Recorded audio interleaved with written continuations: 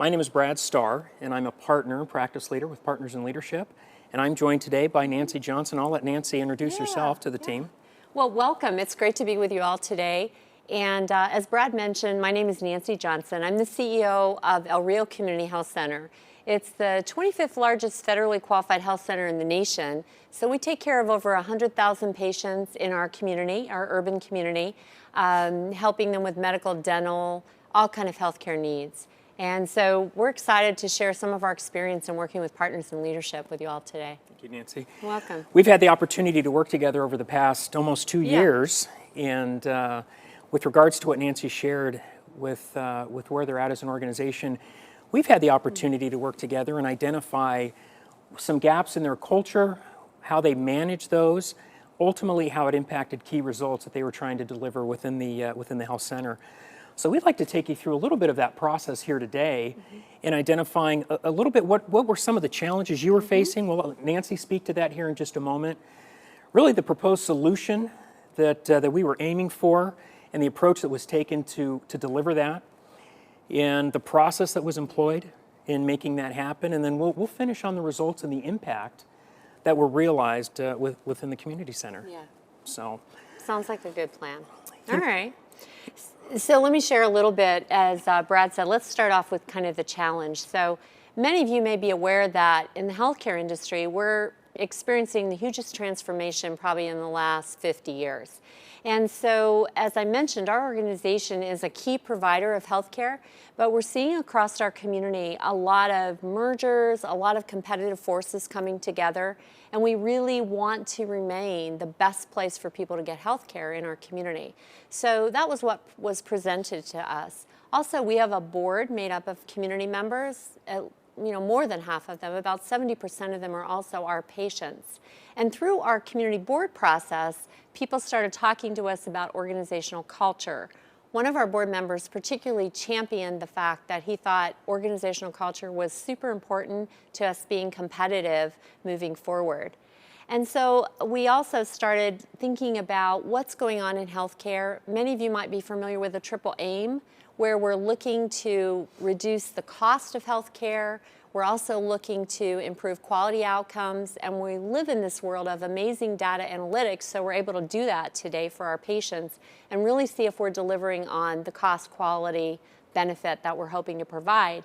And last but not least to the slide is that we're seeing this real shift around consumerism, where patients are looking for accessible, affordable, comprehensive care, and they really want a voice in how healthcare is delivered. So we saw that as being the challenge. And as I mentioned, earning our money in the future based on outcomes of quality and cost, and not necessarily volume of care provided. So that was kind of the backdrop for our beginning journey around culture transformation in our organization. And it was interesting because as we began to work with Nancy and her team, and in their attempts to really become more competitive in the landscape, because I know that was encroaching upon your organization, and really to become more patient-centric, we noticed that there was a focus, and we tend to see this in organizations where even though culture plays such an important role, we tend to focus more on strategy. In fact, here's what we found with regards to healthcare professionals. 96% believe that culture should be focused on really to deliver the results that need to happen and be delivered. But what's interesting about that is 74% of those healthcare professionals focus on strategy as opposed to culture. So even though they know the solution, we still tend to focus on the things that are tangible, that we think are predictable, that being strategy. But what's missing, and what we found with Nancy and her team, is that there were gaps in that culture. And in order for them to identify those shifts that needed to take place, they had to really, in a leader-led process, get that team focused on how they were going to manage that culture to deliver results. And you add a couple more things that this slide on the proposed solution makes me reflect upon, is that we also went down the path, and we continue to collect a lot of data from our patients. 100% of the time, our patients tell us we are very, very good, but we weren't able to really break that ceiling around continual excellence. And so we thought organizational culture working on that and shifting from C1 culture to a C2 culture might take us down that path as well. in being more competitive around our patient satisfaction scores. So getting into process here, because this is always the question. You know, you can talk about the problem all day long, but until you identify really what's the process to change culture, we started with a very simple framework. Now, it's simple in its application, or excuse me, it's simple in its understanding. Application, and I know you'd agree, is entirely a different matter. And so the simple backdrop or the simple framework that we utilized is really understanding what we mean by culture. And we come to understand that through the lens of what we call the results pyramid. And it's simply this. When you talk about culture, you're looking at the experiences that people are creating for each other. And those experiences are shaping or informing a set of beliefs that people are holding in the organization. Those beliefs drive certain actions, for better or for worse. We all act according to the beliefs that we hold. We do not wake up any day trying to invalidate the beliefs that we hold. So we act according to those. And those actions, every single day, will deliver a result, for better or for worse, intended or unintended. And so we use this as the framework is mentioned to really gain understanding. When we talk about culture change management, we had to level set against the word culture. And as you take a look at this model, realizing as we've talked about here, with the process for El Rio, we had to identify what are those key results to get everybody aligned, looking towards that North Star. What are those 2, 3, 4 critical things that we had to deliver within a certain time period in an annual time frame? Then we had to identify a set of cultural beliefs. What are the shifts that are needed to be made in the organization at that time? And then we had to continue to clarify what those key results are over a period of time and introduce by way of experiences what those aligned culture management tools needed to be to get everybody on the same page, moving in that same direction. So when you look at a model like this, and Nancy, I'll appreciate your comments on this, when you look at where culture resides on that pyramid, where do you think it is? Because you'll never have a more simple definition of culture than this. And it's simply found in those 3 bottom courses of the pyramid. The experiences we're having, because we create hundreds of experiences every day. The beliefs that's leading to or that are forming in a team, in an organization, in a one-on-one relationship, and the actions that people are taking. That, in and of itself, is culture. Our premise is simply that culture will deliver your results. And our ability to manage culture more effectively, more deliberately, allows us to deliver on our results, our results more predictably. So Nancy, just some of your thoughts on this. Yeah, oh, I love that. So, right, in looking at this, the process looks like it's finite, there are steps there. But I think for us, what we really liked about this model when we looked at it was the deceptive simplicity of it, in that we have over 1,100 employees that work in our health centers. And so we needed to figure out, as a leader-led process, what could we get across the entire workforce?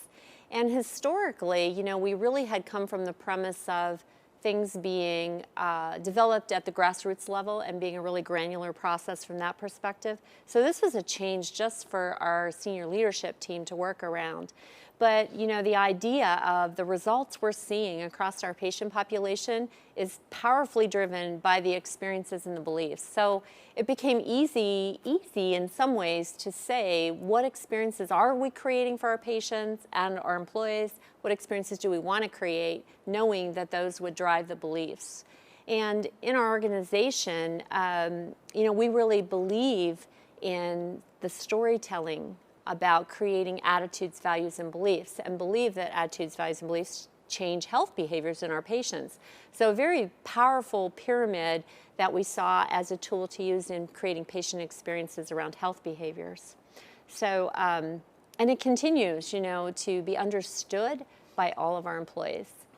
And you're definitely somebody who lives by that pyramid. I've seen that demonstrated many times within the team. So Nancy, share with us a little bit as we look at the pyramid. Culture is one thing, results are entirely another. One leads to the other, but talk about the results you were striving to deliver. Yeah. So kind of along those lines, I think what is also interesting about the pyramid is that when we would talk to our employees and say to them, what is your job here? They might say, my job is to check in patients, my job is to answer calls in the call center, my job is to triage patients, or whatever it might be.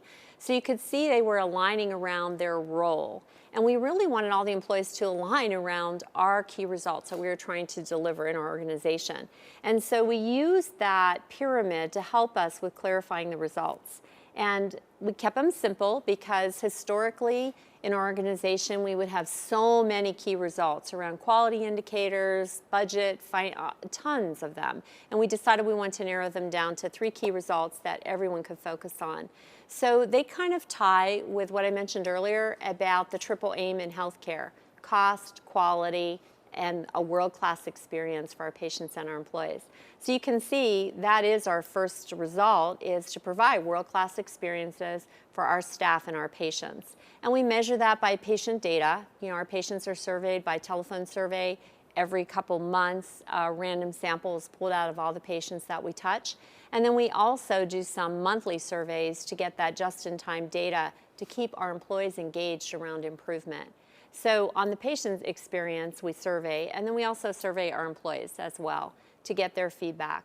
We use a lot of this sort of, we use a lot of our culture in designing survey for our employees as well, in that monthly they complete a survey that just simply asks them, on a scale of 1 to 10, how likely are you to refer your friends and family to work here at El Rio? And then 2 other questions: what more could your leader do, and what more can you do? So part of our methodology in working with our cultural beliefs is, what else can I do? So our second key result is around building healthier patients and employees. And once again, we measure that by a lot of quality indicators and a lot of it around utilization of expensive healthcare with our patient population. And with our employees, it's really around engaging them in healthier lifestyles. We're a self-funded company around health insurance. So our 1,100 employees, keeping them healthy is hugely important as a key result. And we also want them to be role models for our patients. And then third, but one that shows up on everybody's key results, is a positive financial bottom line.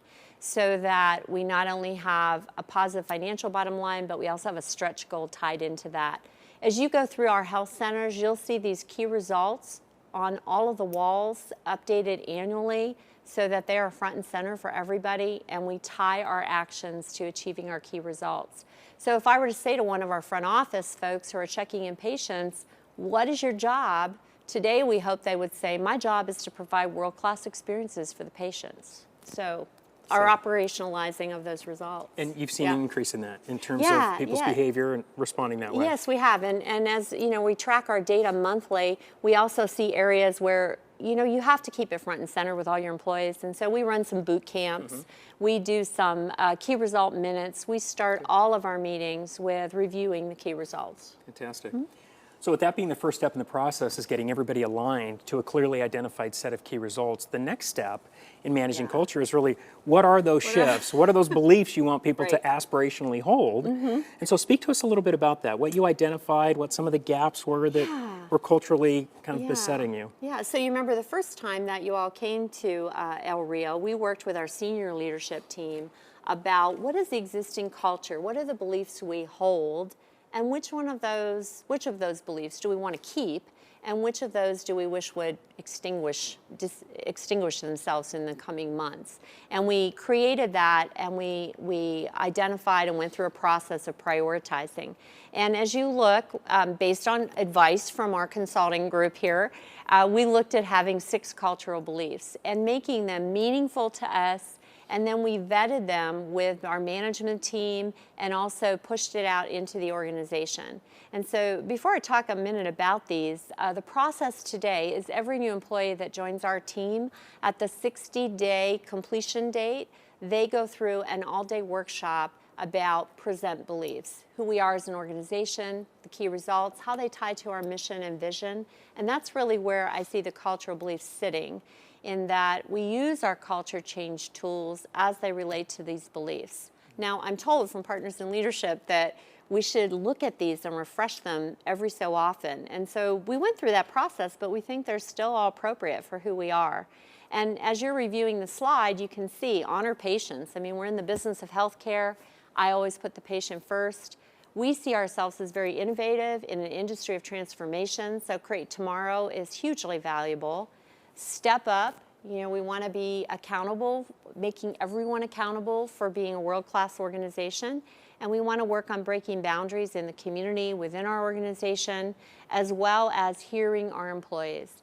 The I matter is a huge cultural belief for us that our employees have a voice in the organization and development of our patient care model. And then last, but definitely not least, is value health. I take time for my own health to promote yours. And you know, as we rolled out these cultural beliefs, we did lots of things around having people commit these to memory, if you will, and having them actually really hone in on what the exact word choice is. And not changing them or deviate them, because the words were chosen very carefully and very thoughtfully to reflect who we are as an organization. So once again, these cultural beliefs are posted in all of our health centers. When we talk about experiences with our patients, they're usually framed as to how they relate to one of these cultural beliefs. Well, and I think what's also powerful about this, Nancy, is you went through this with your team. It's important, I think, for the group to know this was not just done by you. I mean, this was not a solo effort. Right. It wasn't just your direct reports either. It was your expanded management team. So now you've got the DNA of the leadership team, the management group, in the community center, all providing input on what our culture should be that we want to take ownership for. It's just powerful to see your team coalesce and move that forward. So with that identified in step 2, now the question becomes, how do you operationalize these cultural beliefs? Because this is the easy part. This is where you put it in a frame, you hang it on a wall. You have a really good time doing it. Have a really good time doing together. it. But down the road, 3-4 months, you look at that and you think, okay, what are we doing about that? And so we've had the opportunity over the last almost year and a half to really introduce what those experiences need to be that we're creating, again, in an aligned fashion so that we are recognizing people when they're demonstrating these cultural beliefs. We're exchanging feedback and coaching people up to the new culture that we're wanting to see, and introducing a very simple feedback model that drives openness and candor. And so I think there's kind of 2 parts of this. I think the kind of staging, if you will, around cultural beliefs is the easy part. Getting them up on the walls, creating your meeting agendas so that your beliefs, your mission, vision are all there in front of people to frame the meeting, setting an agenda so all meetings use those tools. The bigger challenge is continually directing people to the C2 culture that we're trying to reinforce in our organization.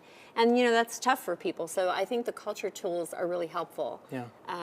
You want to talk about the culture tools a little bit? Yeah, I think it'd be helpful because, well, and you said it earlier, it's interesting because culture is definitely a leader-led process. It's not something you can delegate. You can't abdicate someone's role in leading culture, especially from the top.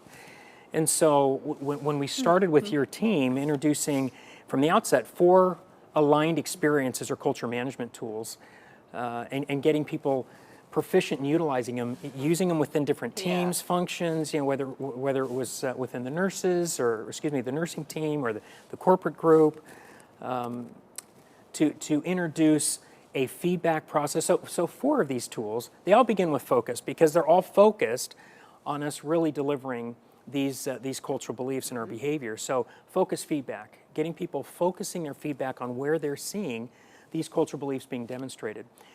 Focus storytelling, getting the spotlight turned on where we're seeing that type of behavior within teams and within the organizations, and then providing the forum to share those. And then recognition, focused recognition. How do we recognize people informally when they're demonstrating these C2 behaviors or these cultural beliefs, if you will?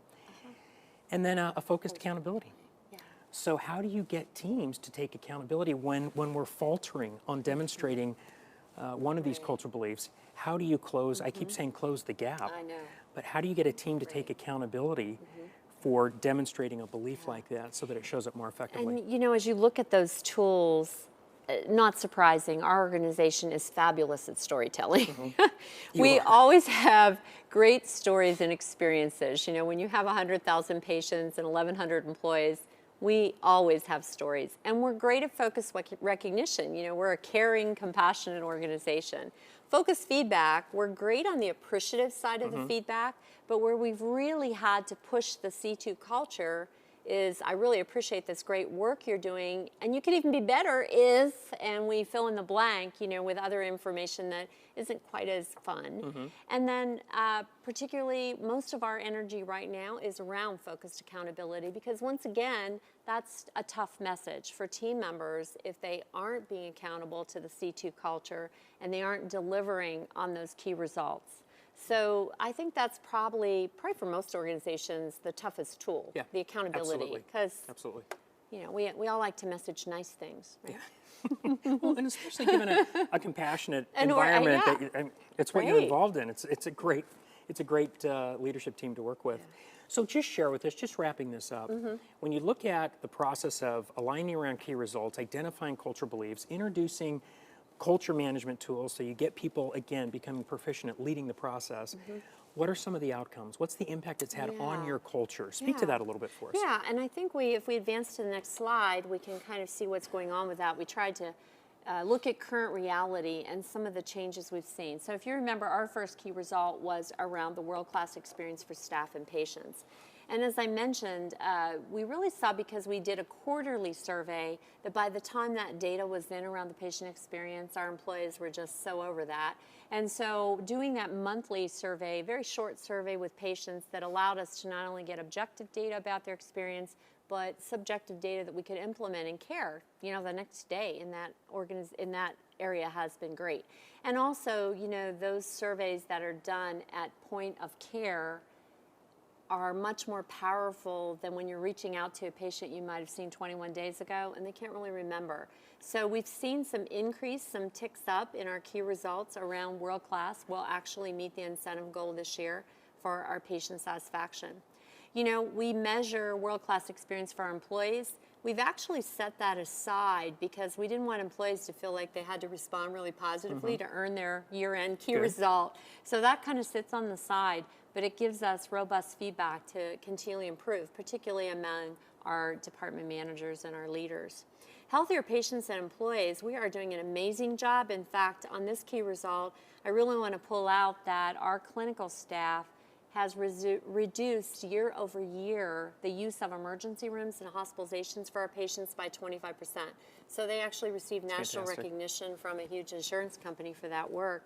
But it's focusing on creating healthier patients is the key result, and we know keeping them out of the emergency room in the hospital is a huge movement on that. In addition to that, around our employees and creating healthier employees, we put into place a key result that X number of employees would complete an online health risk appraisal tool, so we could get an appraisal of our aggregate of employees in terms of common health problems. And they started off, we had an N, I'm embarrassed to say, of 17 that had completed it. And as we started focusing around the key results, we're now up past 500 employees that have completed the online risk assessment. And, you know, really just driving that culture of value health and building a lot of programs for our employees around improving their own health. And then last but not least, you can see on your slide, we're currently at 3.5% for 2016 with one last quarter to go. And we most are comfortably, you know, achieving above that operating margin we set for our key results. So we find this focus on the key results is something we didn't do historically as an organization. We were very activity driven and very results driven in terms of completion of activities, and not realizing, are these activities really tied to the experiences I want to create and the beliefs I want in my organization? So, you know, targeting in on this has been, I think, powerful for a very busy organization as well, where employees frequently think there's a new activity going on every day or a new initiative. So it keeps everybody kind of centered. So Nancy, just for our group, as we wrap up here today, give us some comments on, I mean, what would you, a coach or counselor, advise them to do if they're facing struggles in their culture? Right. Well, I don't know if people are necessarily facing struggles in their culture, but I think that we all recognize culture is hugely powerful, much more powerful than strategy many times, right? And I think that is the sustainable competitive advantage for us, is having a culture that's reflective of our organization, who we are, what we want to incent in our employees, and what we want to achieve for our patients and our community. So we can't say enough about the importance of culture in managing and also for leadership, to assure that your leaders really are reflective of the culture that you want to push forward. As I mentioned earlier, you know, I continue to love that pyramid, and we use it all the time, just with simple questions about, wow, it seems like you have a belief bias about that. What is that about? Or what kind of experiences do we want to create for our patients? Let's itemize what those are and what beliefs do we think they will have. So the pyramid I can't say enough about. As I mentioned, on our journey, the focus on key results and cultural beliefs is, you see it throughout the organization. Our challenge for the coming year is really to drive home accountability so that people are comfortable giving feedback and appreciative feedback, but also feedback around improvement, and then being able to have a conversation about what experiences could I create for you, Brad, that would make you think that I am an accountable, reliable team member, and figuring that out. So, Well said. we love the process. Well said, Yeah. as always. I love you. As always. I just have to state, Nancy, you've been just a joy to work with, and with your organization as well. This is a leader that gets it. This is a leader that's very clear about strategy and the need for culture to deliver that strategy. And we're excited with the opportunity to have worked with you and continue to work with you. Thank you for allowing us to share some of our process with you and your team. And if you have any questions, please let us know. And just some information in terms of how to contact us at Partners in Leadership, you'll see on the screen here. And again, thank you for your time. Thank you. Thanks Appreciate for the it. invitation.